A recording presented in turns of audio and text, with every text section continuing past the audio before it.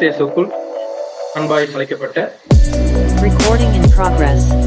அன்புக்குரிய சகோதரர்களே, அன்புக்குரிய சகோதரிகளே, மீண்டுமாக நம்முடைய வாழ்நாட்களில் ஒரு நாளை நமக்கு திரும்பியாக கூட்டி கொடுத்த நம்முடைய பிதாவாகிய தேவனுக்கு நம்முடைய ஆண்டவராகிய இயேசு கிறிஸ்துவின் நாமத்தினாலே நாம் துதிகளையும் சோதரங்களையும் ஏறெடுத்துக் கொண்டு நாம் வாரந்தோறும் பார்த்து வந்து கொண்டிருக்கக்கூடிய கிறிஸ்துவின் 1000 ஆண்டு அரசாட்சியை குறித்ததான பாடத்திற்குள்ளாக நாம் கடந்து செல்லலாம். நாம இந்த 1000 இயர்ஸ் கிளாஸ்ல தொடர்ந்து கடந்த சில வாரங்களாக எதை குறிச்சு பார்த்துட்டு வந்திருக்கோம் அப்படின்னு பாத்தீங்கன்னா, மெசையானிக் சாம் குறிச்சு நம்ம பார்த்துட்டோம். அதாவது கிறிஸ்துவனுடைய 1000 ஆண்டு அரசாட்சியை குறித்ததான சில முக்கியமான சங்கீதங்கள் சங்கீத புஸ்தகத்துல இருக்கு. அதுல சில சங்கீதங்களை தியானிக்கலாம் அப்படின்னு நம்ம முடிவு பண்ணிருக்கோம். அதுல முதலாவதாக நம்ம இப்ப எதை எடுத்து நம்ம தியானிச்சுட்டு இருக்கோம் அப்படின்னு பாத்தீங்கன்னா, 97ஆம் சங்கீதத்தை எடுத்து நாம என்ன பண்றோம்னா தியானிச்சுட்டு இருக்கோம். இந்த 97ஆம் சங்கீதம் ஆரம்பிக்கும் போது எப்படி ஆரம்பிச்சிச்சு அப்படின்றத நம்ம நினைவு கூர்ந்தோம்னா, கர்த்தர் ராஜரீகம் பண்ணுகிறார், பூமி பூரிப்பாகி திரளான தீவுகள் மகிழ கடவுது. இந்த இடத்துல கர்த்தர் அப்படின்றது யார் அடையாளப்படுத்துது அப்படின்றத நம்ம பார்த்தோம்னா, யாவே தேவன் அடையாளப்படுத்துது அப்படின்றத பார்த்தோம். அப்படின்னா யாவே தேவன் ராஜரீகம் பண்றாரு. அப்படி பண்ணக்கூடிய நோக்கம் அவர் எதற்காக அது செய்யறாருன்னா, இந்த ஒட்டுமொத்த உலக ஜனங்களும் பூரிப்பாவதற்காகவும் ஒரு மகிழ்வான ஒரு நிலைமைக்குள்ள ஒரு மகிழ்ச்சியான ஒரு நிலைமைக்குள்ள வருவதற்காக அவர் ராஜ்யபாரம் பண்றார் அப்படின்னு. பட் பிதாவாகிய தேவன் நேரடியாக அவரே ராஜ்யபாரம் பண்றாரா அப்படின்னு பாத்தீங்கன்னா இல்ல அப்படின்றது நம்ம தெளிவா பார்த்தோம். ஆக்சுவலா பிதாவாகிய தேவனுடைய ராஜ்யத்தினுடைய முதல் பகுதியில முதல் 1000 வருஷத்துல இயேசு கிறிஸ்துவை கொண்டுதான் என்ன பண்றாருன்னா அவர் ரூல் பண்றாரு அப்படின்றத நம்ம பார்த்தோம். அப்படின்னா கிறிஸ்துவனுடைய 1000 ஆண்டு அரசாட்சியுடைய நோக்கமே மறுபடியும் இந்த பூமியை சீர்படுத்தி திரும்பியும் அந்த பூமி ஒரு மகிழ்ச்சியான ஒரு நிலைமைக்கு கொண்டு வரதுதான் கிறிஸ்துவனுடைய ராஜ்யத்தினுடைய நோக்கமா இருக்கு அப்படின்றத பார்க்கணும். ஆனா எடுத்த உடனே கிறிஸ்து ராஜ்யபாரம் பண்ண ஆரம்பிக்கும் பொழுதே பூமி பூரிப்பாகி திரளான தீவுகள் மகிழ கடவுது அப்படின்ற ஒரு நிலைமைக்கு வந்துருமா அப்படின்னு பாத்தீங்கன்னா கிடையாது அப்படின்றத பார்க்கணும். ஏன்னா 97ஆம் சங்கீதத்தில் நம்ம வாசிச்சோம், மேகமும் மந்தாரமும் அவரை சூழ்ந்திருக்கிறது அப்படின்னா இதற்கான தெளிவான விஷயத்துல நம்ம பார்த்தோம். வசன விளக்கங்களையும் நம்ம பார்த்தது என்ன அப்படின்னு பாத்தீங்கன்னா, கிறிஸ்துவனுடைய 1000 ஆண்டு அரசாட்சியுடைய துவக்கத்துல உபத்திரவம் தான் இருக்கும் அப்படின்றத வசன பகுதிகள் தெளிவா நமக்கு என்ன பண்ணுதுன்னா சொல்லுது.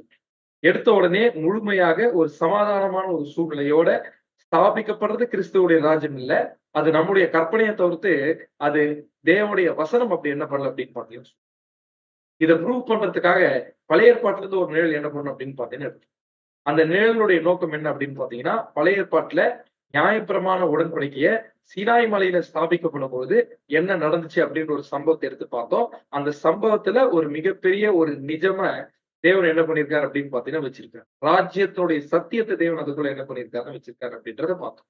அங்க என்ன நடந்துச்சு அப்படின்றத நம்ம பார்த்தோம்.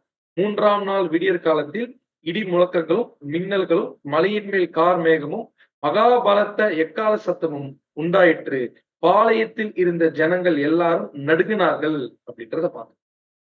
சோ அது மட்டும் இல்லாம வேற என்ன பார்த்தோம் அப்படின்னு பாத்தீங்கன்னா, 3ஆம் நாளுடைய காலை என்பது எதை அடையாளப்படுத்துதுன்றத காலக்கணக்கோட தெளிவா நம்ம பார்த்தோம். அது கிறிஸ்துவின் ராஜ்யத்தின் ஆரம்பத்தை அடையாளப்படுத்துது அப்படின்றத பார்த்தோம். அப்படின்னா கிறிஸ்துவோடைய ராஜ்யத்தின் ஆரம்பத்துல இடி முழக்கங்களும் மின்னல்களும் இருக்கும் அப்படின்றத பார்த்தோம். அதுதான் 97ஆம் சங்கீதத்துல என்ன பார்த்தோம் அப்படின்னா 4ஆம் வசனத்துல அவருடைய மின்னல்கள் பூச்சக்கரத்தை பிரகாசிப்பித்தது, பூமி அதை கண்டு அதிர்ந்தது அப்படின்றத பார்த்தோம். இந்த இடத்துல அவருடைய மின்னல்கள் பூச்சக்கரத்தை பிரகாசிப்பது அப்படின்ற என்ன அர்த்தம் அப்படின்னு பார்த்தோம்னா, கிறிஸ்துவனுடைய 1000 ஆண்டு அரசாட்சி ஆரம்பித்த பிறகு இந்த பூமியில் அதாவது உலகத்தில் இருக்கக்கூடிய அனைத்து விஷயங்கள் தொடர்பான அனைத்து உண்மைகளையும் இயேசு கிறிஸ்து என்ன பண்ணார் பாத்தீங்கன்னா வெளியே கொண்டு வந்து வச்சுட்டார். அதுக்கு இயேசு கிறிஸ்து பயன்படுத்தி கொண்டிருக்கக்கூடிய மிகப்பெரிய ஒரு கருவி எது அப்படின்னு பாத்தீங்கன்னா டெக்னாலஜி அப்படின்றது என்ன பண்ணா நம்ம பார்த்தோம். சோ அது மட்டும் இல்லாம 1874ல வளர ஆரம்பிச்ச டெக்னாலஜி இப்போ நாம நம்ம கற்பனைக்கு கூட எட்டி யோசிச்சு பார்க்க முடியாத அளவுக்கு வளர்ந்துருக்கு அப்படின்றத நம்ம பார்த்தோம். அதுக்கு சில உதாரணங்களை கூட கடந்த வாரம் என்ன பண்ணோம் அப்படின்னு பாத்தீங்கன்னா நம்ம பார்த்தோம். அப்படின்னா நாளைக்கு இன்னைக்கு எல்லா விஷயத்தை பற்றின உண்மைகளும் என்ன ஆயிடுச்சு அப்படின்னு பார்த்தீங்கன்னா வெளியே வந்துருச்சு. ஆனா ஆனா அதனால என்ன வரப்போகுது அப்படின்னு பாத்தீங்கன்னா, ஆக்சுவலா அவருடைய இடி முழக்கங்களும் மின்னல்களும் வருது அப்படின்றத பார்க்கணும். இடி முழக்கம் அப்படின்றது என்னன்னு பாத்தீங்கன்னா கான்ட்ரவர்சிஸ், பிரச்சனைகள் அடையாளப்படுத்துது அப்படின்றத நம்ம பார்ப்போம்.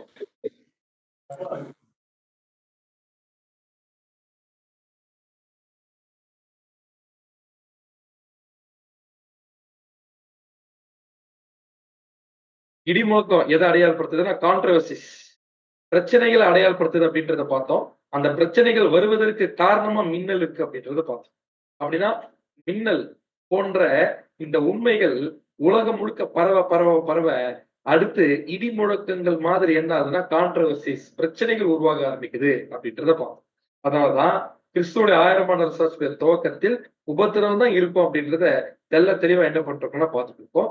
சோ நம்ம கடைசியா எங்க வந்து முடிச்சோம் அப்படின்னு பாத்தீங்கன்னா, போன வாரத்துல அந்த 3ஆம் நாள் பழைய ஏற்பாட்டுல நியாயப்பிரமாண உடன்படிக்கை ஸ்தாபிப்பதற்கு முன்பாக 3ஆம் நாள் விடியற் காலத்துல இதெல்லாம் நடந்திருக்கு.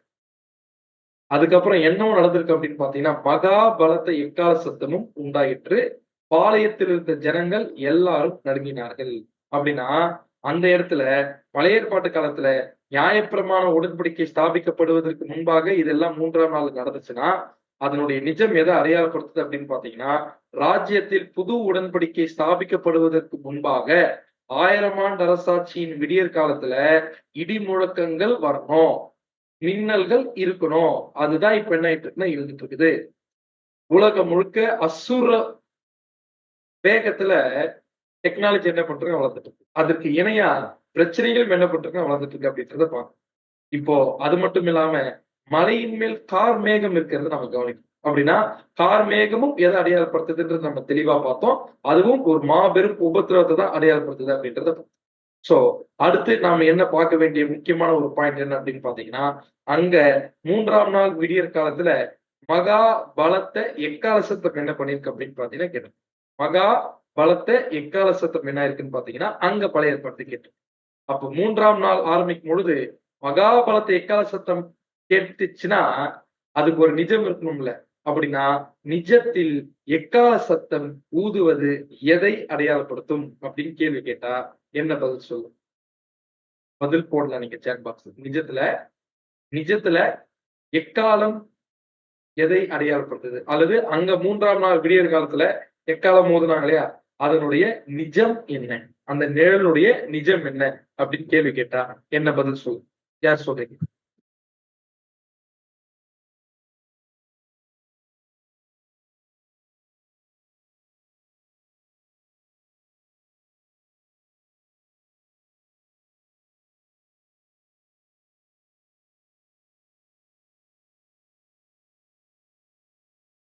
அதனுடைய நிஜம் வேற ஒண்ணும் கிடையாது. யூப்ளி எக்காலம். ஆக்சுவலா 1874ல எக்ஸாக்டா எதனுடைய நிஜம் ஆரம்பிச்சிருச்சு அப்படின்னு பாத்தீங்கன்னா, யூப்ளி எக்காலத்தினுடைய நிஜம் என்ன ஆச்சுன்னு பாத்தீங்கன்னா ஆரம்பிச்சிருச்சு. வசனம் வாசிக்கலாம். அப்போஸ்தலர் 3ஆம் அதிகாரம் 19ஆம் வசனம்.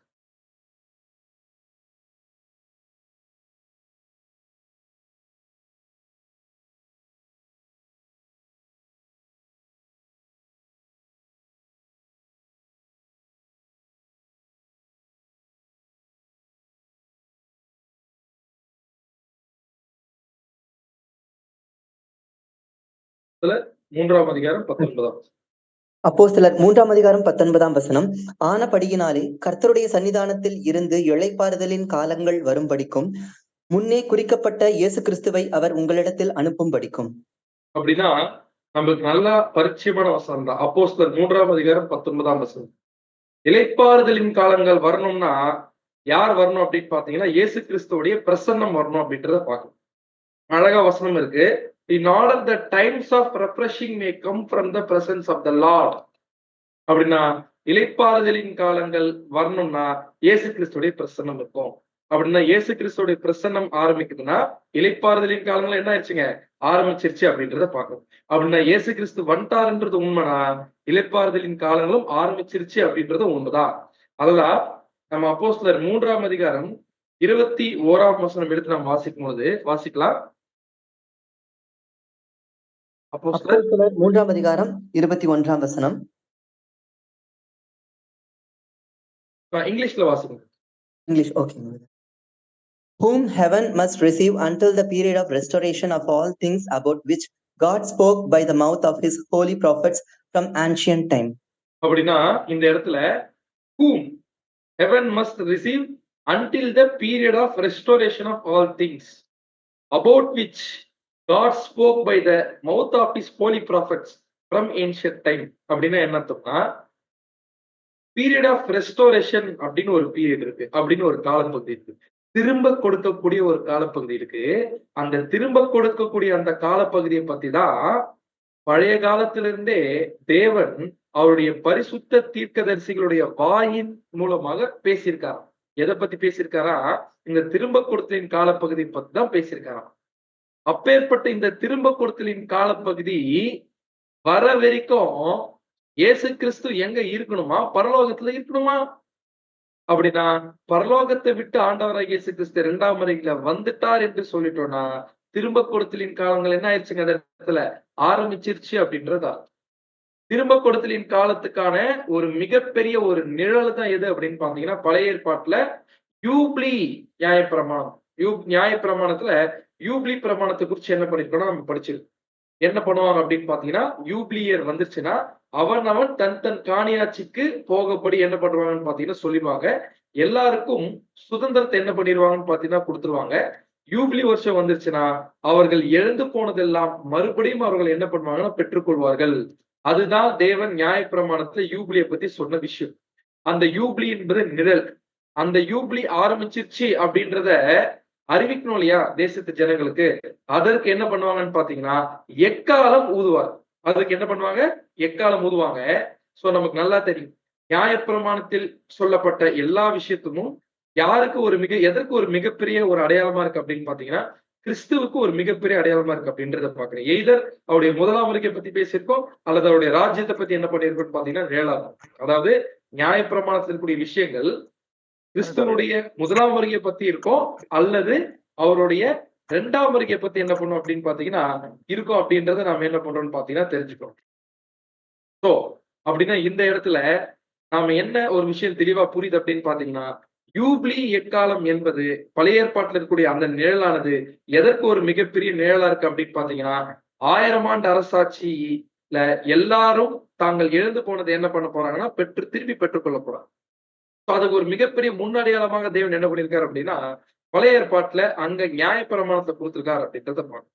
அப்படின்னா நிஜத்துல யூப்ளி ஆரம்பிச்சிருச்சு அப்படின்னு சொல்லும்போது, மனுஷன் எல்லாரும் இழந்து போனதெல்லாம் என்ன பண்ண ஆரம்பிப்பாங்க? திரும்பி பெற ஆரம்பிப்பான். அப்படின்னா இப்போ 3ஆம் நாள் விடியற் காலத்தில் மாபெரும் எக்கால சத்தம் அங்க கேட்டுச்சு அப்படின்னு சொல்லும்போது, இப்போ நாமளும் என்ன கண்டுபிடிச்சிட்டோம்னா 3ஆம் நாள் விடியற் காலத்துல தான் நாம இருக்கோம். 1000 ஆண்டு அரசாட்சியுடைய துவக்கத்துக்குள்ளதான் நாமளும் இருக்கோம். அப்படி இருக்கிறோம்னா யூபிலி எக்காலம் என்ன பண்ணணும்னு பாத்தீங்கன்னா கேட்கணும். எல்லாருக்கும் விடுதலை என்ன பண்ணணும்னு பாத்தீங்கன்னா கிடைக்கணும். எல்லாருக்கும் இழந்து போனது என்ன பண்ணணும் அப்படின்னு பாத்தீங்கன்னா பெற்றுக்கொள்ளணும். ஆனா நல்லா நாம புரிஞ்சுக்கணும், அங்க யூபிலியினுடைய நிழல்லையே யூபிலி வருஷத்துல எல்லாத்தையும் திரும்பி கொடுக்கும். அந்த வருஷம் முடியறதுக்குள்ள எல்லாத்தையும் என்ன பண்ணிருக்கணும்னு பாத்தீங்கன்னா திரும்ப கொடுக்கப்பட்டிருக்கும். அதே போலதான் 1000 ஆண்டு அரசாட்சி முடியறதுக்குள்ள எல்லாவற்றையும் மனுஷன் என்ன பண்ணிடுவான் அப்படின்னு பாத்தீங்கன்னா, தான் ஏதேன் தோட்டத்தில் இழந்து போன அனைத்தையும் அவன் என்ன பண்ணிடுவான்னு பாத்தீங்கன்னா பெற்றுக்கொள்வோம். சோ அந்த ஒரு திரும்ப கொடுத்தலின் ஆசீர்வாதமான ஒரு காலங்கள் ஆரம்பிச்சிருச்சு அப்படின்றதுக்குதான் ஒரு மிகப்பெரிய அடையாளங்களாக நாம பாக்குறது. முதல்ல நம்ம பாக்குறது எது அப்படின்னு பாத்தீங்கன்னா, இஸ்ரேல் தேசமும் மற்ற எல்லா தேசமும் சுதந்திரம் பெற்றது. வாசிக்கலாம். மத்தேயு 24ஆம் அதிகாரம் 32 மற்றும் 33. மத்தேயு 24ஆம் அதிகாரம் வசனங்கள் 32 மற்றும் 33. அத்திமரத்தினால் ஒரு உவமையை கற்றுக்கொள்ளுங்கள். அதிலே இளங்கிளை தோன்றி துளிர்விடும் போது வசந்த காலம் சமீபம் ஆயிற்று என்று அறிவீர்கள். அப்படியே இவைகளை எல்லாம் நீங்கள் காணும் போது அவர் சமீபமாய் வாசல் அருகே வந்திருக்கிறார் என்று அறியுங்கள். தெளிவா ஒரு பாயிண்ட் நமக்கு நல்லாவே தெரியும். இயேசு கிறிஸ்துவோட 2ஆம் வருகைக்கு ஒரு மிகப்பெரிய ஒரு அடையாளம் என்னன்னு பாத்தீங்கன்னா அத்திமரம் அப்படின்னு. அத்திமரம் என்பது நம்ம அதை பத்தி ரொம்ப டீட்டெயிலா படிக்க தேவை. நம்ம எல்லாருக்கும் நல்லா தெரிஞ்ச விஷயம். அது இஸ்ரேல் தேசத்தை அடையாளப்படுத்தும் அப்படின்றது பார்க்கணும். அது மட்டும் இல்லாம லூக்கால சொல்லும்போது அத்திமரம் மட்டும் இல்ல, மற்ற எல்லா மரங்களையும் என்ன பண்ணுங்க நீங்க கவனிங்க. அவைகள் தளிர்க்கிறதை நீங்கள் காணும் பொழுது வசந்த காலம் சமீபமாயிற்று என்று அறிகிறீர்கள்.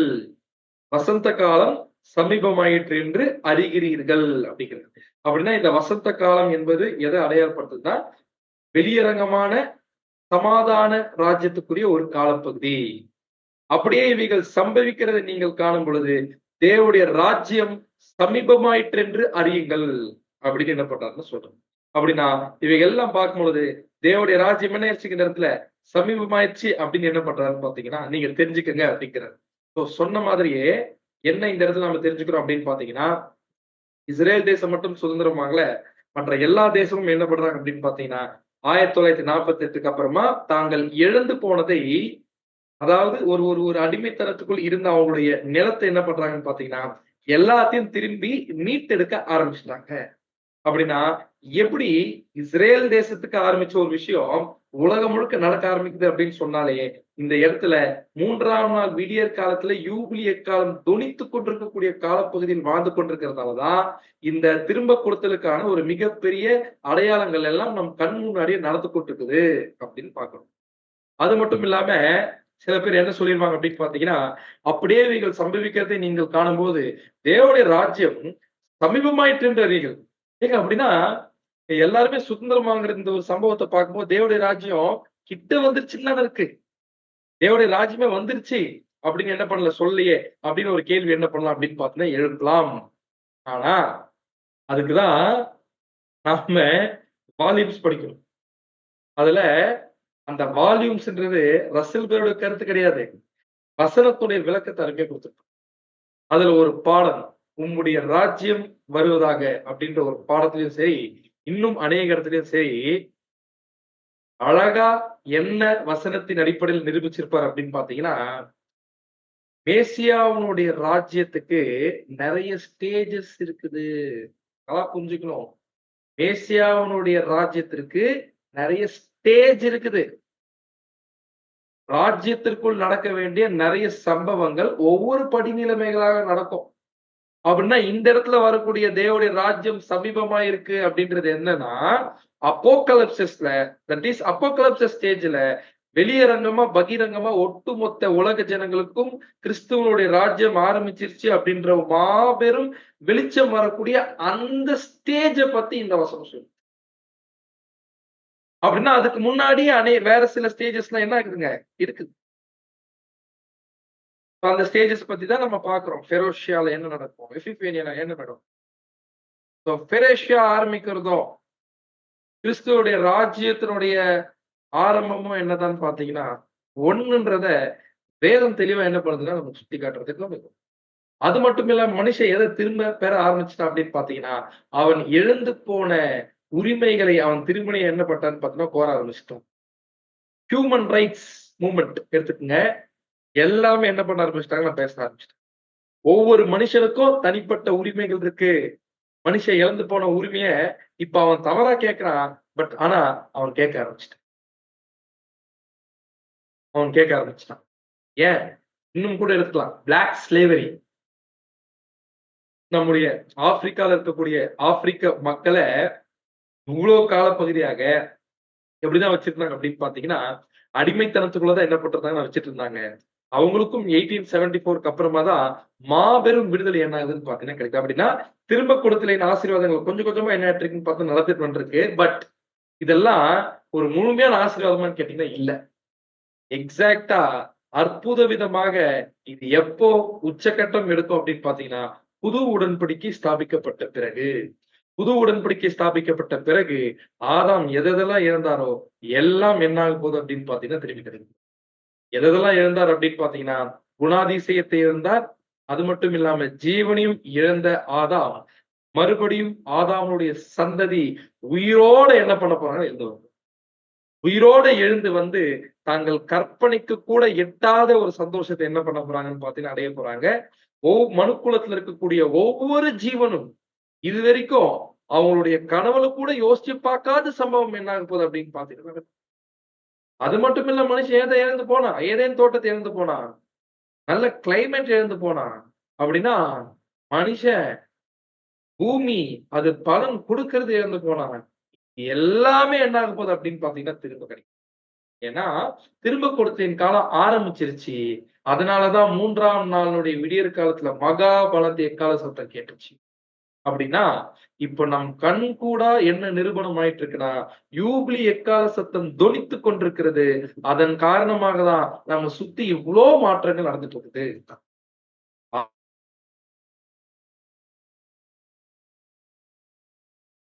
சினாய் மலையில என்ன நடந்துச்சு அப்படின்னு பாத்தீங்கன்னா, நம்ம எதுக்கு இது பார்த்துட்டு இருக்கோம்னு மறந்துடக்கூடாது. 3ஆம் நாள் விடியற் காலத்துல அங்க நடந்த எல்லாமே எதற்கு முன்னடையாளமா இருக்கு அப்படின்னு பாத்தீங்கன்னா, 1000 ஆண்டு அரசாட்சியினுடைய துவக்கத்தில் நடக்கக்கூடிய விஷயங்கள் அங்க முன்னடையாளமா இருக்கு அப்படின்றது கவனிக்கணும்.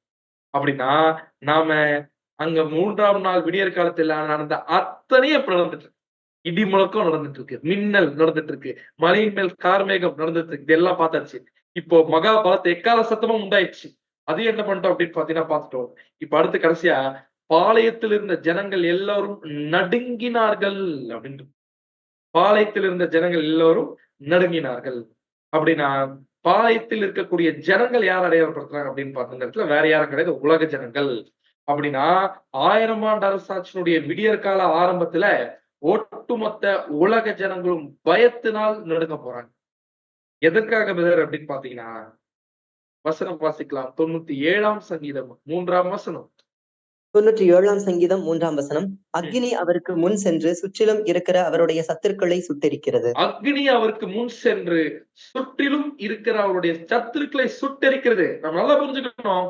இயேசு கிறிஸ்துவனுடைய ஆளுகையில இயேசு கிறிஸ்து இப்ப என்ன பண்றாரு அப்படின்னு பாத்தீங்கன்னா, அக்னி அவருக்கு முன் சென்று சுற்றிலும் இருக்கிற அவருடைய சத்துருக்களை சுட்டெரிக்கிறது அப்படின்னு பார்க்கணும். அப்படின்னா இயேசு கிறிஸ்துவோடைய ராஜ்யத்தினுடைய நோக்கமே முதல்ல என்னன்னு பாத்தீங்கன்னா, அவருடைய சத்துருக்களை அழிக்கிறது. 110ஆம் சங்கீதம் 2ஆம் வசனம் வாசிக்கலாங்க. 110ஆம் சங்கீதம் 2ஆம் வசனம். பைபிள் இருக்கு.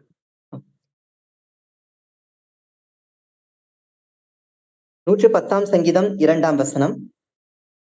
கர்த்தர் சீயோனில் இருந்து உமது வல்லமையின் செங்கோலை அனுப்புவார். நீர் உமது சத்துருக்களின் நடுவே ஆளுகை செய்யும். தேவன் சொல்றாரா இயேசு கிறிஸ்து கிட்ட, நீர் உம்முடைய சத்துருக்களின் நடுவே என்ன பண்ணுங்க, ஆளுகை செய்யும். இதோட நிறைய வசனம் என்ன வேணும் அப்படின்னா, நீங்க ஆளுகை செய்யும் பொழுது இயேசு கிறிஸ்து ஆளுகை செய்யும் போது யார் இருப்பாங்களா? சத்துருக்கள் இருப்பாங்களா? அப்படின்னா அந்த சத்துருக்களை அவருடைய ஆளுகையில் என்ன பண்ணிருக்காருன்னு பாத்தீங்கன்னா சுட்டெரித்து கொண்டிருக்கிறாரு. அதனாலதான் அக்னி அவருக்கு முன்பாக செல்லுது அப்படின்றத பார்க்கிறோம். அப்படின்னா இந்த உலகத்தின் பழைய உலக அமைப்புகளை அனைத்தையும் ஆண்டவராகிய இயேசு கிறிஸ்து என்ன பண்ணிருக்காருன்னா இப்பொழுது நிர்மூலமாக்கிட்டு இருக்காரு அப்படின்றது. அதுக்கு நம்ம மூத்த சொல் அருமையா என்ன பண்ணிருக்காரு, விளக்கம் கொடுத்திருக்காரு. வாசிங் பிரதர் அப்படியே. அக்னி அவருக்கு முன் செல்லும். அக்னி அவருக்கு முன் செல்லும். ஏன் அவருடைய பிரசன்னத்தின் நாள் தேசங்களின் மேல் இப்படிப்பட்ட தொல்லை மற்றும் உபத்திரவ காலமாக இருக்கிறது? என்ன கொஸ்டின் வைக்கிறாருன்னா, இயேசு கிறிஸ்து வந்துட்ட உடனே 1000 ஆண்டு அரசாட்சி ஆரம்பிச்சிட்ட உடனே ஏன் தேசங்கள் மேல இப்படிப்பட்ட தொல்லை மற்றும் உபத்திரவ காலமா இருக்குது? ரசல்பர் காலத்துல எழுதியிருக்காருன்னா, இப்ப நம்முடைய காலப்பகுதியில் நடக்கக்கூடிய அனைத்து சம்பவங்களும் அப்படின்னு நீங்க யோசிச்சு பாருங்க. இஸ்ரேல் நடக்கக்கூடிய ஒரு பக்கம் பிரச்சனை, இஸ்ரேல் பாலஸ்தீன் பிரச்சனை ஒரு பக்கம், ரஷ்யா உக்ரைன் பிரச்சனை ஒரு பக்கம், உலகம் முழுக்க நடக்கக்கூடிய பிரச்சனை ஒரு பக்கம், நம் தேசத்துல நடக்கக்கூடிய பிரச்சனைகள் எல்லாமே எடுத்து பாருங்க. இது எல்லாமே ஏன் நடந்துட்டு இருக்கு அப்படின்னு பாத்தீங்கன்னா, அக்னி அவருக்கு முன்பாக சென்று கொண்டிருக்குது. நாம ஏன் இவ்வளவு கஷ்டம், இவ்வளவு தொல்லை இயேசு கிறிஸ்துடைய பிரசன்னத்தின் ஆரம்பத்தின் நாள்ல அப்படின்னு கேட்டோம்னா என்ன பதிலாமா என்று நாம் கேட்போமானால், நீதியும் நியாயமும் அவருடைய சிங்காசனத்தின் ஆதாரம் என்றும் அவர் தேசங்களை நியாயம் தீர்த்து அவைகளை தராசிலே நிறுத்து பார்க்கிறார் என்றும் பதில் வருகிறது. அப்படின்னா பதில் என்ன வருதான் நாம பார்த்தோம், வெளிப்படுத்த விசேஷம் படிக்கும் போதே பார்த்தோம் 19ஆம் அதிகாரத்துல. இப்ப அவர் நீதியாய் நியாயம் தீர்த்து யுத்தம் பண்ணுகிறார் அப்படின்னு. அப்படின்னா நீதியும் நியாயமும் அவருடைய சிங்காசனத்தின் ஆதாரம் இல்லையா? அதனால தேவன் இயேசு கிறிஸ்துவை கொண்டு என்ன பண்றாராமா, தேசங்களை இப்பொழுது நியாயம் தீர்த்து கொண்டிருக்கிறார். இப்ப உலகத்தில் இருக்கக்கூடிய தனிநபர்களை நியாயம் தீர்க்கக்கூடிய, உயிரோடு எழுப்பி தனிநபர்களை நியாயம் தீர்க்கக்கூடிய காலப்பகுதி வரல. அது வரணும்னா முதல்ல தேசங்களை என்ன பண்ணணும்னு பாத்தீங்கன்னா நியாயம் தீர்த்து அழிக்கணும். அதனாலதான் நீதியும் நியாயமும் அவருடைய சிங்காசனத்தின் ஆதாரம் அப்படின்னு சொல்லப்பட்டிருக்கு. அவரு நியாயத்தின் அளவு நூலாகவும் நீதியை தூக்கு நூலாகவும் என்ன பண்ணிருக்க வச்சிருக்காரு. எந்த நோக்கத்திற்காக வென்றால் அப்படின்னு ஆரம்பிக்கிறார். படிங்க. நீதியை தூக்கு நூலாகவும் அமைத்திருக்கிறார்.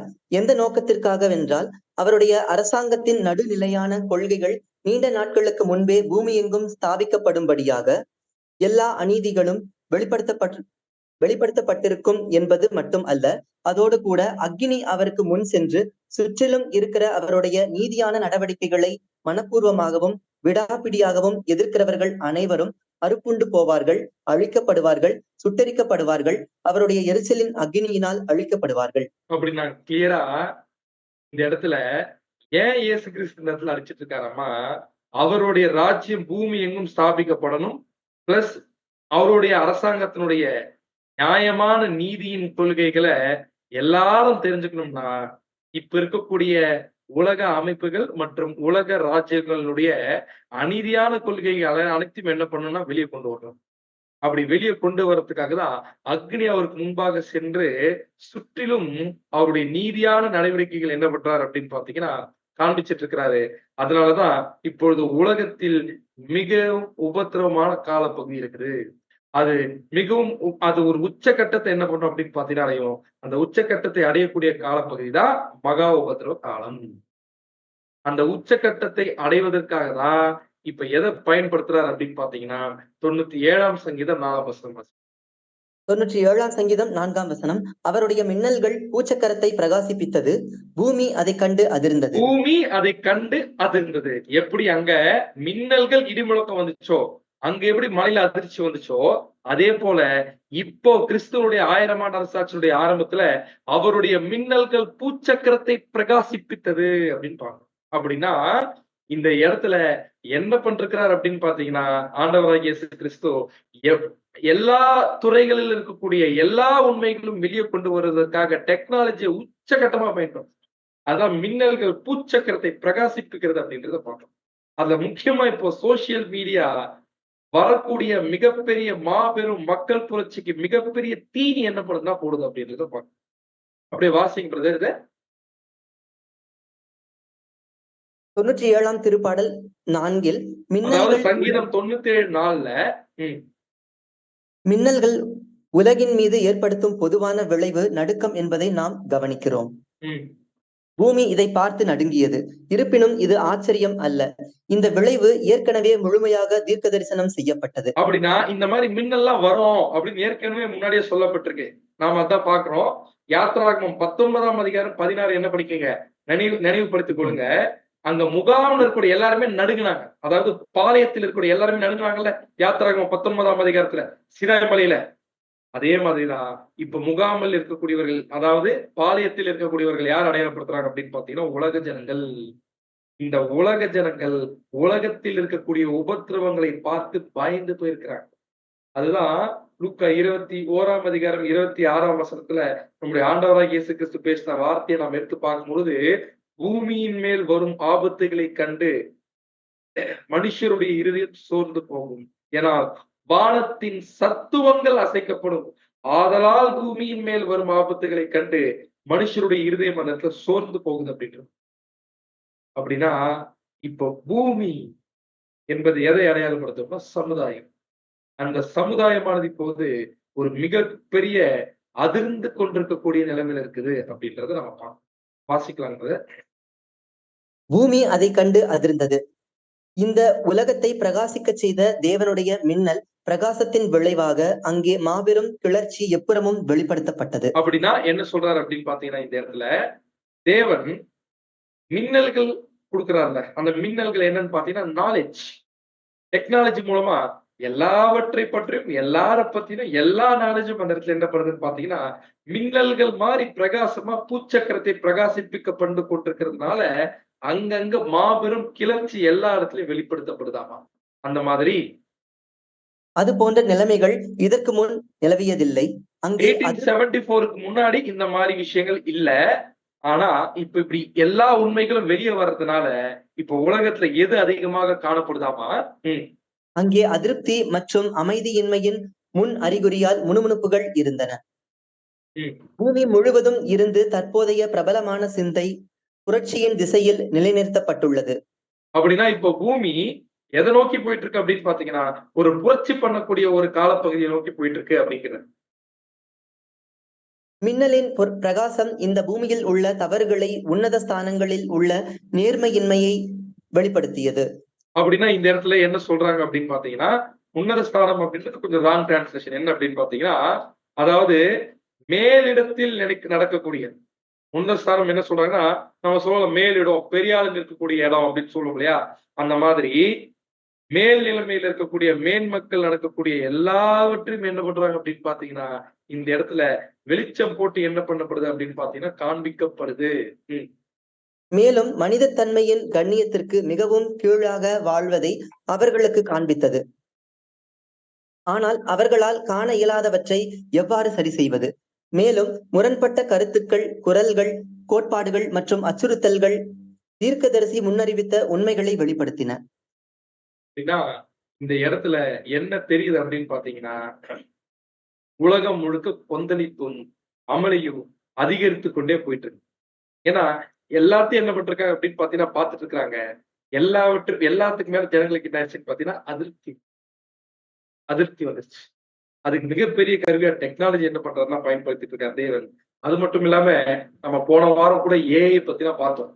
ஆர்டிபிஷியல் இன்டெலிஜென்ஸ் பத்தி டெக்னாலஜி எல்லாம் எந்த அளவுக்கு இருக்கு அப்படின்றத பார்த்தோம். ஆனா அத எப்படி உலக அழிவுக்கும், அதாவது இந்த அமைப்புகளை அழிப்பதற்கும் அது ஒரு கருவியா எப்படி போய் முடிய போகுது அப்படின்னு பாத்தீங்கன்னா இந்த ஆர்டிபிஷியல் இன்டெலிஜென்ஸ் வர்றதுனால என்னென்ன பாதகங்கள் அப்படின்னு எடுத்து பார்த்தா அந்த முக்கியமா கொடுக்கக்கூடிய விஷயம் என்னன்னு பாத்தீங்கன்னா ரிஸ்க் ஆஃப் அன்எம்ப்ளாய்மெண்ட். அநேக பேர் என்ன பண்ணுவாங்கன்னு பாத்தீங்கன்னா வேலை இழப்பார்கள். உதாரணத்துக்கு சாப்ட்வேர் கம்பெனி எடுத்துக்கலாம். அதுல அந்த சாப்ட்வேர் கம்பெனில சாப்ட்வேர் டெவலப்பர் செய்யக்கூடிய எல்லா வேலையும் எதையோ செஞ்சிருது அப்படின்னு பாத்தீங்கன்னா செயற்கை நுண்ணறிவை செய்து முடிக்கும் பொழுது அவர்கள் என்ன பண்ண வேண்டியதுன்னு பாத்தீங்கன்னா அவங்களுடைய பொட்டி படிக்க பேக் பண்ண வேண்டியது. அப்போ இது ஒரு உதாரணம். இது எல்லா துறைகளும் இந்த மாதிரி ஊடுருவும் பொழுது என்ன ஆயிரும் அப்படின்னு பாத்தீங்கன்னா மக்களுக்கு பணத்தேவை இருக்கும். எல்லா பணமும் ஒரே இடத்துல என்ன ஆகும்னு பாத்தீங்கன்னா போய் குவியும். அப்படி குவியும் போது என்ன ஆகும் அப்படின்னு பாத்தீங்கன்னா இந்த இடத்தில் ஒரு மிகப்பெரிய அதிருப்தி உருவாகி, முறுமுறுப்பு உருவாகி, மிகப்பெரிய ஒரு புரட்சி மனப்பான்மைக்கு என்ன பண்ணணும்னா வழிவகுக்கும் அப்படின்றத. ஏன்னா ஏன் உலகத்தில் நடக்கிறது பார்த்து மனுஷனுடைய இதயம் சோர்ந்து போகும் அப்படின்னு பாத்தீங்கன்னா அவ்வளவு கார்மேகம் சூழ்ந்திருக்குது. அங்க சீனாய் மலையில சூழ்ந்த மாதிரி. ஏன்னா கிறிஸ்துவின் 1000 ஆண்டு அரசாட்சி வெளியரங்கமாக ஸ்தாபிக்கப்படுவதற்கு முன்பாக பூமி ஒரு உச்சக்கட்ட உபத்திரவத்தை தொட்டதுதான். அந்த உச்சக்கட்ட உபத்திரவத்திற்கு மாபெரும் மக்கள் புரட்சி தான் காரணமா இருக்கும். அந்த மாபெரும் மக்கள் புரட்சிக்கான எல்லா ஆயத்தமும் உலகம் முழுக்க இப்ப நடந்துட்டு இருக்கு. அது என்ன பிரதர் அப்படின்னு பார்த்தோம்னா உலகம் முழுக்க the right wing is on the rise globally. The right wing is on the rise globally. Right wing அப்படின்னு என்ன அர்த்தம்னு பாத்தீங்கன்னா வலதுசாரிகள் அப்படின்னு சொல்லுவாங்க. அரசியல் வலதுசாரி, இடதுசாரி, நடுநிலையா இருக்கக்கூடியவர்கள் அப்படின்னு என்ன பண்ணுவாங்கன்னு பாத்தீங்கன்னா சொல்லுவாங்க. உதாரணத்துக்கு இந்தியால பிஜேபி போன்ற கட்சிகள்லாம் வலதுசாரி கட்சி அப்படின்வாங்க. கம்யூனிஸ்ட் கட்சிகள் எல்லாம் இடதுசாரி கட்சிகள் அப்படின்னு. காங்கிரஸ் போன்ற கட்சிகள்லாம் நாங்க நடுநிலையான கட்சிகள் அப்படின்னு சொல்லுவாங்க. அந்த மாதிரி அமெரிக்காவில் நீங்க எடுத்துக்கிட்டீங்கன்னா நாங்க வந்து ரிப்பப்ளிக்கன் டொனால்ட் ட்ரம்ப் இருக்காரு இல்லையா, அவருடைய கட்சி வந்து வலதுசாரி கட்சி. ஜோ பைடன், ஒபாமாலாம் இருக்காங்க டெமோக்ராட்டிக் கட்சி, அவங்க வந்து வலதுசாரிக்கு அந்த சிந்தனைக்கு எதிராக இருக்கக்கூடியவர்கள். அப்படின்னா இந்த வலதுசாரிகள் எல்லாம் எப்படிதான் இருப்பாங்கன்னா ஏன் நாடு, ஏன் கொள்கை, ஏன் மதம் அப்படின்னு நிற்கக்கூடியவர். பட் இந்த இடதுசாரி நடுநிலையாளர்கள் என்ன பண்ணுவாங்கன்னா ஒரு ஜனநாயகம் அந்த மாதிரி கொள்கைகளை பேசக்கூடியது. ஆனா இந்த இடத்துல இந்த வலதுசாரிகள் ஏன் மதம், ஏன் நாடு, என் நாட்டுல ஏன் மதத்துடையவர்கள் தான் இருக்கணும் அப்படின்னு என்ன பண்ணுவாங்கன்னா ஆதிக்கம் என்ன பண்ணுவாங்கன்னா செலுத்தாங்க. இப்ப அதனால எப்படி பண்ண ஆரம்பிப்பாங்க அப்படின்னு பாத்தீங்கன்னா இதற்கு எதிராக செயல்படக்கூடியவர்கள் தேச துரோகம் அப்படின்ற மாதிரி என்ன ஆயிரும் அப்படின்னு பாத்தீங்கன்னா ஒரு விதமான போக்கஸ் உலகம் முழுக்க என்ன ஆகுது அப்படின்னு பாத்தீங்கன்னா வர ஆரம்பிக்குது. உலகம் முழுக்க என்ன ஆகுதுன்னா வர ஆரம்பிக்குது.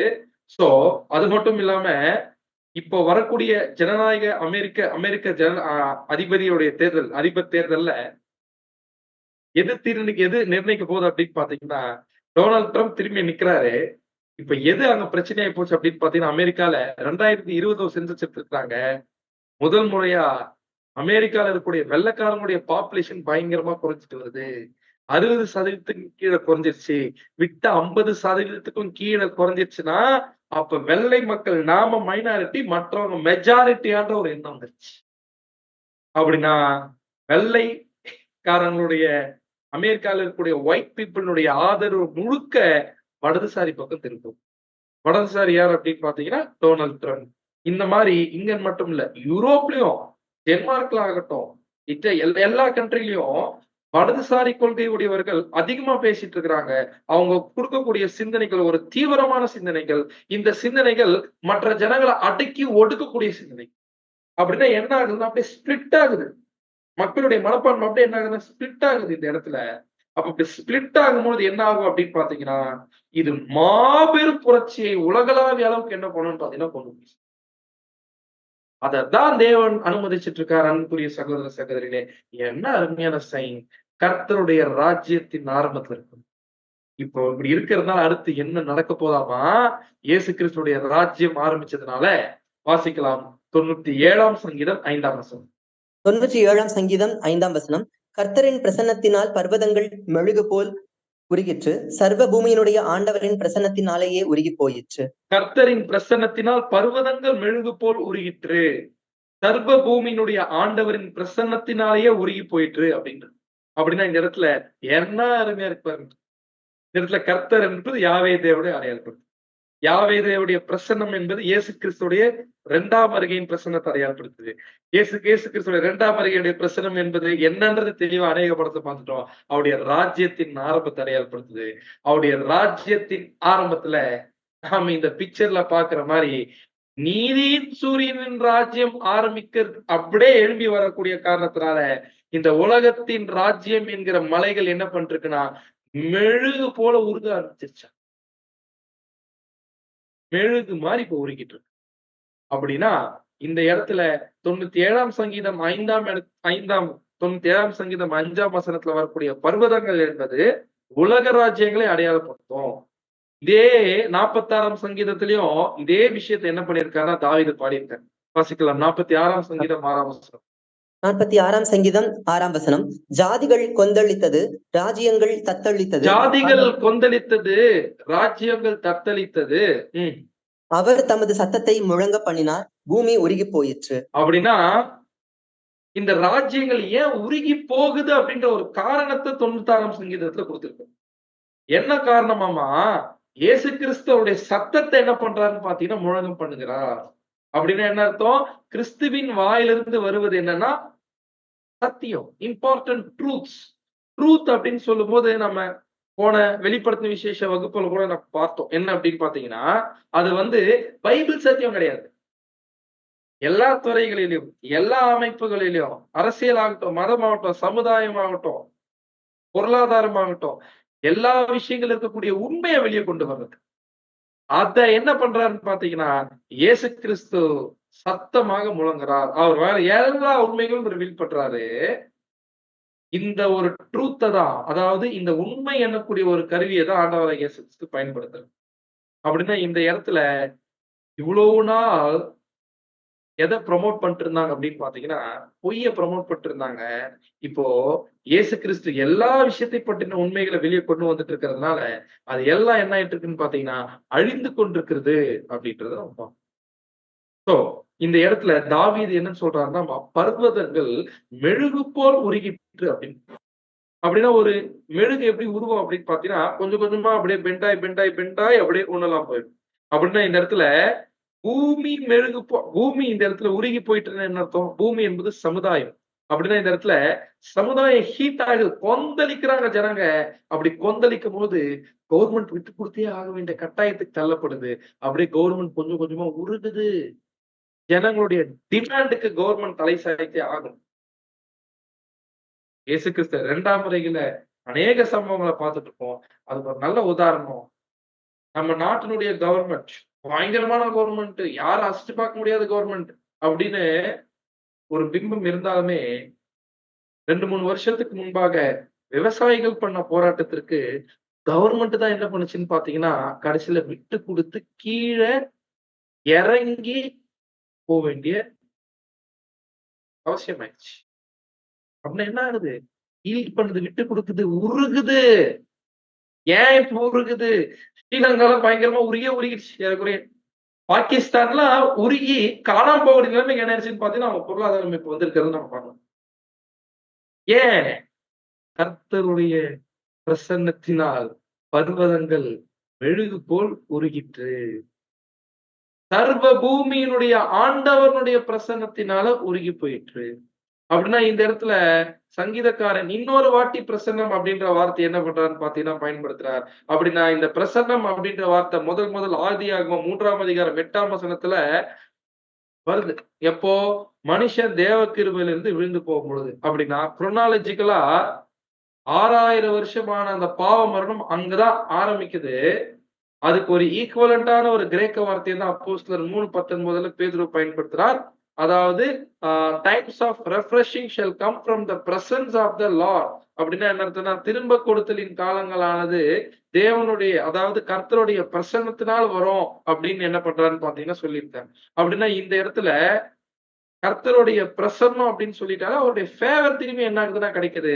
ஏன்னா கர்த்தருடைய பிரசன்னம் ஆரம்பிக்கும் பொழுது 7வது 1000 வருடமும் ஆரம்பிக்குது. அதுதான் 97ஆம் சங்கீதம் 5ஆம் வசனம் சொல்லுது. இப்ப இந்த இடத்துல ராஜ்யங்கள் உருகிறதே கர்த்தருடைய பிரசனத்தினாலதான். கர்த்தருடைய பிரசனம் என்பது அப்போஸ்தலர் 3:19 நம்ம பார்த்த மாதிரி அது தேவனுடைய ஃபேவர். அப்படின்னா ராஜ்யங்கள் இப்ப உருகி கொண்டிருக்கிறது தேவன் உலக ஜனங்களுக்கு கொடுக்கக்கூடிய மாபெரும் ஒரு கிருபையின் அடையாளம், ஒரு ஃபேவருக்கான அடையாளம் அப்படின்றத பார்க்கணும்.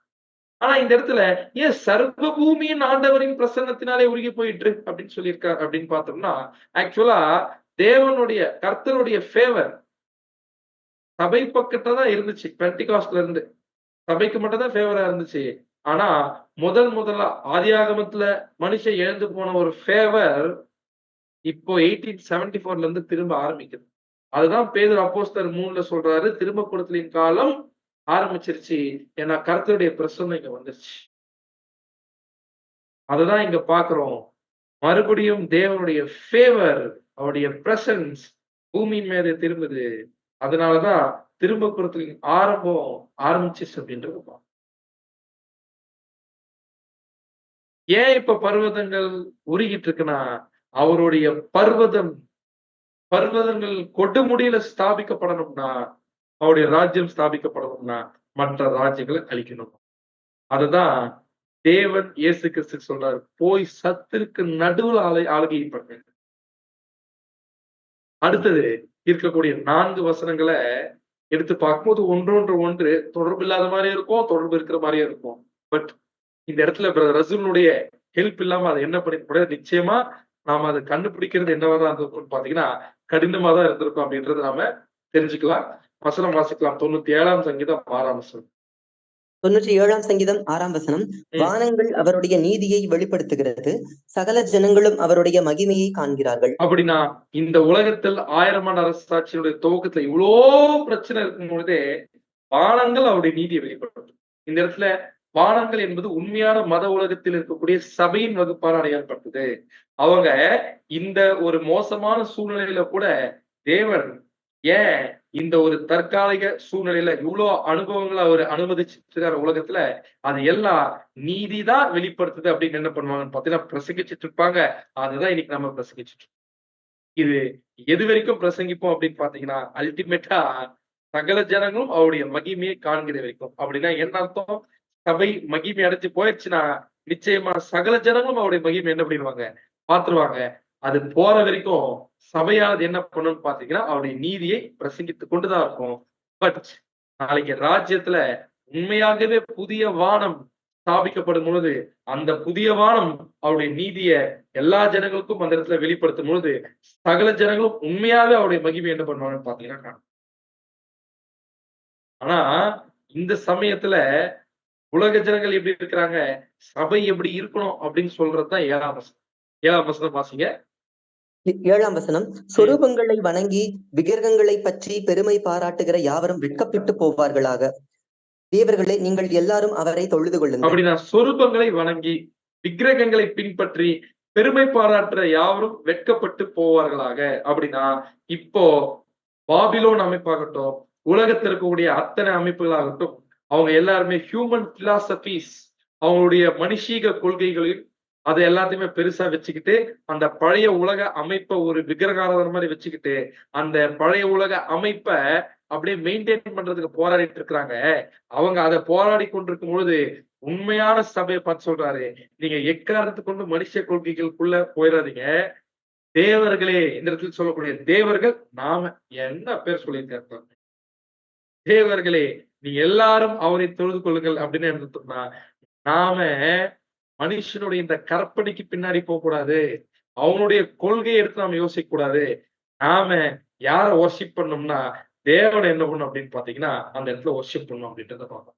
சில பேர் சில கேள்வி கூட என்ன பண்ணாங்கன்னு பாத்தீங்கன்னா, கொஸ்டின் வச்சாங்க. என்ன கொஸ்டின் வச்சாங்கன்னு பார்த்தா, பிரதர் நம்ம ஓட்டு போடலாமா பிரதர் அப்படின்னு என்ன பண்ணாங்க அப்படின்னு பாத்தீங்கன்னா கொஸ்டின் வச்சாங்க.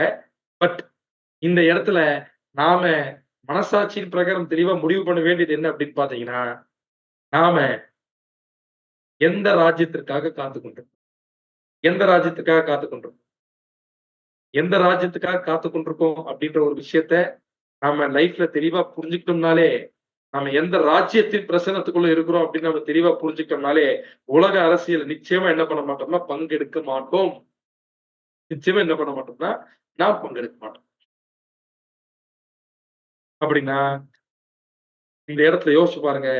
உலக அரசியலுக்கு நமக்கு சம்மந்தம் இருக்கு. அத பத்தி யோசிக்கிறதுக்கும், அத சிந்திக்கிறதுக்கும் ஒரு துளி நேரம் கூட நமக்கு கிடையாது. ஏன்னா, நாம் இப்பொழுது கிறிஸ்துவின் ஸ்தானாதிபதிகளாக இருந்து தேவனுடைய நீதியை எடுத்து சொல்லக்கூடிய காலப்பகுதியில் இருப்போம். அப்படின்னா, ஒட்டுமொத்த உலகமே அழிஞ்சு போகக்கூடிய இந்த காலப்பகுதியில நாம் வாழ்ந்து கொண்டிருக்கும் பொழுது, 1000 ஆண்டு அரசாட்சியினுடைய ஆரம்பத்துல இவ்வளவு உபத்திரவங்கள் நடந்து கொண்டிருந்தாலும், உண்மை திருச்சபையினுடைய மனநிலைமை எப்படி இருக்குமாமா? 97ஆம் சங்கீதம் 8ஆம் வசனம் வாசிங்க. 8ஆம் வசனம், சீயோன் கேட்டு மகிழ்ந்தது, சீயோன் கேட்டு மகிழ்ந்தது. கர்த்தாவே உம்முடைய நியாய தீர்ப்புகளின் நிமித்தம் யூதாவின் குமாரத்திகள் களி கூர்ந்தார்கள். களி கூர்ந்தார்கள். சீயோன் ஃபர்ஸ்ட் கேட்டு மகிழும். யாருன்னா உண்மை திருச்சபை. அடுத்தது உண்மை திருச்சபை மகிமையடைஞ்ச பிறகு இஸ்ரேல் ஜனங்கள் நிச்சயமா தேவனுடைய நியாய தீர்ப்பு அல்டிமேட்டா ரிவீல் ஆகும் போது, வெளிப்படும் பொழுது அவங்களும் தேவனை புரிந்து கொண்டு யூதாவின் குமாரத்திலும் என்ன பண்ணுவாங்கன்னா களி கூறுவார். அப்படின்னா ஃபர்ஸ்ட் இந்த இடத்துல சபைக்கு தெரியும் தனக்கு ஒரு மோசமான ராக்காலம் வரப்போகுது அப்படின்னு. அப்படி வந்து சபையுடைய வேலை ஸ்டாப் ஆக போகுது. யாரும் கிரியை செய்யக்கூடாத ராக்காலம். அதுக்கப்புறம் ஹார்வெஸ்ட் எல்லாம் செய்ய முடியாது. அதுவே ஸ்டாப் ஆயிடும். ஆனாலும் சந்தோஷமா இருப்போம் நாம இப்போ. ஒட்டுமொத்த உலகம் இடிஞ்சு விழுந்தா சந்தோஷமா இருப்போம். எவ்வளவு பெரிய யுத்தங்கள் போனாலும் சந்தோஷமா இருப்போம். எவ்வளவு புரட்சிகள் உலகத்துல ஆரம்பிச்சாலும் சந்தோஷமா இருப்போம். ஏன்னா நமக்கு மட்டும்தான் தெரியும், நாம் பீசபிள் கிங்டம்னுடைய அருகாமையில வந்துட்டோம். வெளியரங்கமான ராஜ்யத்தினுடைய அருகாமையில பக்கத்துல இருக்குது ஒட்டுமொத்த உலக ஜனனுடைய உயிர்த்தெழுதல். அப்படின்னா இந்த இடத்துல சீயோன் இப்போது கேட்டு மகிழுது. இதுக்கு ரசில்வர் அருமையான விளக்கு கொடுத்திருக்காரு. நாம இப்ப எப்படி மகிழணும் அப்படின்னு படிங்க. சீயோன் கேட்டு மகிழ்ந்தது. சீயோன் கேட்டு மகிழ்ந்தது.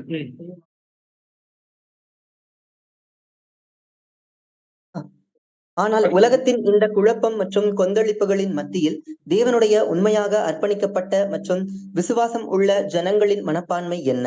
என்னன்னு கேட்கிறாருன்னா, உலகத்தின் இந்த குழப்பம் மற்றும் கொந்தளிப்பின் மத்தியில இப்ப இருக்கிறோம்னா, நாம இப்ப இருக்கக்கூடிய இந்த சூழ்நிலையில தேவனுடைய உண்மையாக அர்ப்பணிக்கப்பட்ட மற்றும் விசுவாசம் உள்ள ஜனங்களுடைய மனப்பான்மை எப்படி இருக்கு? யாரை பத்தி பேசுறாரு? நம்முடைய மனப்பான்மை இப்ப எப்படி இருக்குன்னு கேட்கிறாரு. எல்லா பிரச்சனையும் நடக்கிறத பார்த்து. அவர்களும் பயத்தில் இருக்கிறார்களா? தேவனுடைய நியாய தீர்ப்பு மூர்க்கமானவர் மீதும் கீழ்ப்படியாதவர் மீதும் கவனமாய் விழுந்தது. அப்படின்னா என்ன கொஸ்டின் வைக்கிறாருன்னா, இப்ப எப்படி பாளையத்துல இருக்கக்கூடிய உலக ஜனங்கள் பயந்து போயிருக்கிறாங்க. விடியற் காலத்தின் ஆரம்பத்துல இவ்வளவு சம்பவங்கள் நடக்கிறதுனால. அதனால சபையும் பயந்து போயிருக்கா அப்படின்னு கேட்கிறாரு. ஆனா தேவனுடைய நியாய தீர்ப்பு மூர்க்கமா யார் மேல வந்திருக்குது அப்படின்னு பாத்தீங்கன்னா, கீழ்ப்படியாதவர்கள் மேல வந்திருக்குது. அதனால் முழு உலகமும் எப்படி இருந்தாமா குடித்து வெறித்தவனை போல என்ன பண்ணுறதா தடுமாறுதான். ஒட்டுமொத்த சமுதாயத்தோட நிலைமையே இப்படிதான் இருக்கு. ஆனா அது போல பரிசுத்தவான்கள் துயரப்பட்டு கலக்கம் அடைகிறார்களா அப்படின்னு பாத்தீங்கன்னா, இல்ல அப்படிங்கிறது இல்லவே இல்லை. ஏன்னா இவ்வளவு உபத்திரம் நடக்கிறத பார்க்கும்போது சபைக்கு சந்தோஷம் வருதான். அதனால சீயோன் கேட்டு மகிழ்ந்தது. கர்த்தாவே உம்முடைய நியாய தீர்ப்புகள் நிமித்தம் யூதாவின் குமாரத்திகள் களி கூர்ந்தார்கள் என்று எழுதியிருக்கிறது. ஏன்னா சீயோனில் இருந்த பாவிகளே திகைத்தவர்கள். மற்றவர்கள் அழுது புலம்பும் போது ஏன் பரிசுத்தவான்கள் களி கூர்ந்து இருதயத்தில் இளைப்பார்கள் என்று சங்கீதம் 91:46 சொல்லப்பட்டிருக்காங்க. அதாவது ஒட்டுமொத்த உலகமும் கஷ்டப்படும் பொழுது பரிசுத்தவான்கள் களி கூறுவாங்களாம் இருதயத்துல, இளைப்பாறுவாங்களாம். யார் அது? நாம தான் அப்படின்னு 91ஆம் சங்கீதம் மற்றும் 46ஆம் சங்கீதம் என்னப்படுதாமா சொல்லுதான். ஏனென்றால் ஏன் நாம இவ்வளவு சந்தோஷமா இருப்போமா இவ்வளவு சூழ்நிலையில கூட? ஏன்னா நாம இருக்கக்கூடிய இடம் எதுவா? வாசிங்க. ஆம். தேவன் அவர்களுடைய அடைக்கலமும் பலனுமாய் இருக்கிறார். கர்த்தருடைய ரகசியம் அவருக்கு பயந்தவர்களிடத்தில் இருக்கிறது. அவர்களுக்கு தம்முடைய உடன்படிக்கையை தெரியப்படுத்துவார். அதாவது ஏனென்றால் அவர்கள் உன்னதமானவரின் மறைவிலும், நாம் எங்க இருக்குமா? உன்னதமானவருடைய மறைவில இப்ப இருக்கிறோம். என்ன பிரச்சனை நடந்தாலும் பரவாயில்ல, நமக்கு கவலை இல்லை. அப்படின்னா உன்னதமானவரின் மறைவில் அப்படின்றது எதை அடையாளப்படுத்துதுன்னா, ஏழான ஆசாரிப்பு கூடாரத்துடைய பரிசுத்த ஸ்தலத்துல இருக்கிறோம் நாம. சர்வ வல்லவரின் நிழலிலும் அப்படின்னா பகல்ல மேகஸ்தம்பம், இரவுல அக்னி ஸ்தம்பம் மூடப்பட்டது மாதிரி இப்ப இருக்கிறோமா? ஏன்னா தேவன் சபையினுடைய அடைக்கலமும் பலனுமா இருக்கிறார். கர்த்தருடைய ரகசியம் அவருக்கு பயந்தவர்களிடத்தில் இருக்கிறது. அவர்களுக்கு தம்முடைய உடன்படிக்கை தெரியும். யோசிச்சு பாருங்க அன்புக்குரிய சகோதர சகோதரி.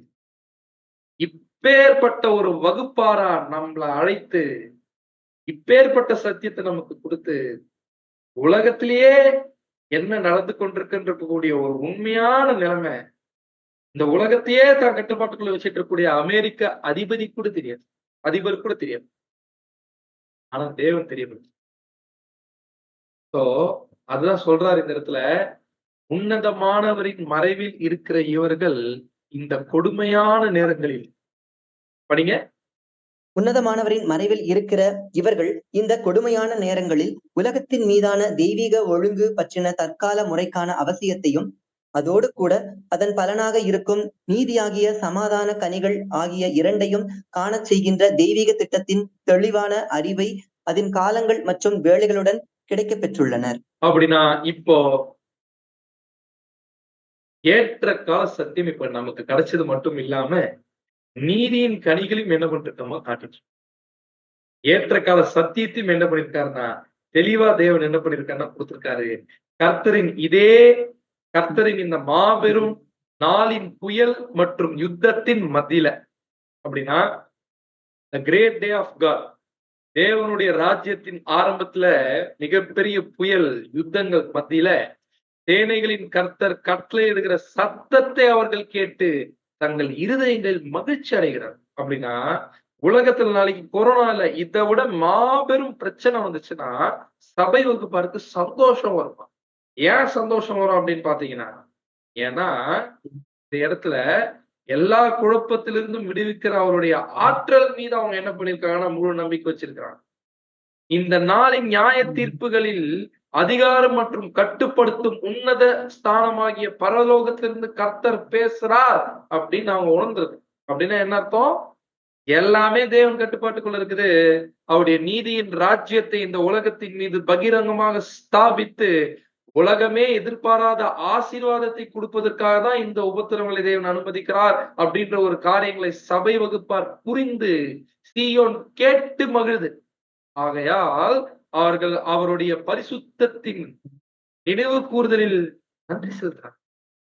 எல்லாவற்றையும் நன்றாக செய்கிற அவருடைய செயலை உறுதிப்படுத்துகிற அவருடைய நீதி, ஞானம், அன்பு, வல்லமைய தூக்கி வச்சு கொண்டாடுறாங்க சபை வகுப்பார்.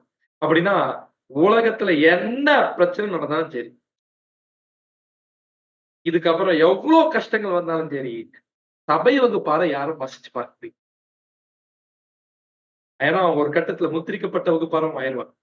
அப்படின்னா இவங்களை யாராலும் மசிச்சு பார்க்க முடியாது. ஆனா ஒரு உண்மை என்ன தெரிஞ்சிருச்சுன்னா, இப்பேற்பட்ட 1000 ஆண்டு அரசாட்சியுடைய ஆரம்பத்தில் வாழ்ந்து கொண்டிருக்கிறார். 1000 ஆண்டு அரசாட்சியே ஆரம்பிக்கல அப்படின்னு சொல்றது உண்மையாவே ஒரு பரிதவிக்கக்கூடிய ஒரு நிலைமைதான் அப்படின்றது நம்ம என்ன பண்றோம்னா வசனத்தின் வாயிலா புரிஞ்சுக்கிறோம். ஏன்னா மூத்த சகோதரர் ரசல்பரும் ரொம்ப அருமையில் இருக்காரு. வசனங்களும் ரொம்ப தெள்ள தெளிவா இருக்கும் பொழுது இப்பேற்பட்ட நாளின் ஆரம்பத்தில் இருக்கக்கூடிய நாம பாளையத்தில் இருக்கக்கூடிய ஜனங்க மாதிரி பயந்துடக்கூடாது. ஈயோ கேட்டு மகிழ்ந்தது. ஏன்னா இன்னும் கொஞ்ச நாள்ல வெளியரங்கமான ராஜ்யம் ஸ்தாபிக்கப்படும். அதனுடைய எத்தனை வருஷம் தெரியும், அவ்வளவுதான் சொல்லுங்க. எத்தனை வருஷம் நமக்கு தெரியும். ஆனா அவ்வளவுதான் இருக்கு. இன்னும் ஒரு 100 வருஷம்லாம் என்ன பண்ண போறது இல்லை, நிச்சயமா போக போறது கிடையாதுன்றத மட்டும் நம்ம என்ன பண்ணலாம்னு பாத்தீங்கன்னா உறுதியா சொல்லலாம். நாம முடிவை நெருங்கி விட்டோம். அப்ப நாம எப்படி வாழணும்ன்றது முடிவு பண்ணிக்கலாம். இதோட 97ஆம் சங்கீதம் நிறைவு பெற்றது. நாம் அடுத்த 1000 ஆண்டு அரசாட்சியின் வகுப்புல என்ன பண்ணலாம் பாத்தீங்கன்னா மீட் பண்ணலாம். பொறுமையோட கேட்ட நம் அனைவரையும் தேவன் தாமே ஆசீர்வதிப்பாராக. ஆமென்.